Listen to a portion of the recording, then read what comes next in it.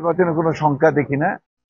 তবে আমরা একটু উদ্বিগ্ন যে কিছু কিছু সংখ্যক ব্যক্তি অথবা রাজনৈতিক দল তারা আহ, অযথা অযাচিত ভাবে এই শঙ্কা সৃষ্টি করবার চেষ্টা করছেন। বাংলাদেশের মানুষ সেই সমস্ত আপনার দূরভিসন্ধিতে তারা সমর্থন করবে না। যথা সময়ে নির্বাচন অনুষ্ঠিত হবে এবং সেই নির্বাচন জনগণের কাছে গ্রহণযোগ্য হবে, জনগণের পার্টিসিপেশন হবে বলে আমি বিশ্বাস করি। চরম নিষ্ঠুর পরিবেশের মধ্য দিয়ে ঠাকুরগাঁ বিএনপি কাজ করেছে।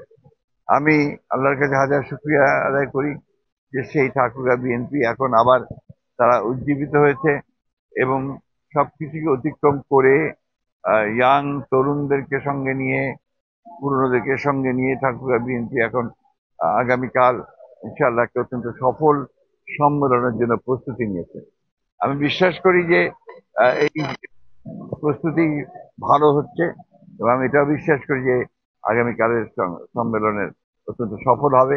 সবচেয়ে বড় জিনিস হচ্ছে যে আমাদের সংগঠনের যিনি এখন প্রাণ কেন্দ্র, আমাদের দলের ভারপ্রাপ্ত চেয়ারম্যান জনাব তারেক রহমান সাহেব, তিনি এই সম্মেলনে প্রধান অতিথির বক্তব্য রাখবেন, যেটা আমাদের গোটা জেলার বিএনপি নেতা কর্মীদের জন্য একটা অত্যন্ত আনন্দের বিষয়, অত্যন্ত উদ্দীপনার বিষয় এবং একটা সম্ভাবনার বিষয়। আমি আশা করি যে ঠাকুরগাঁয়ের এই আহ সম্মেলন ঠাকুরগাঁ বিএনপির জন্য একটা নতুন দিগন্তের সৃষ্টি করবে।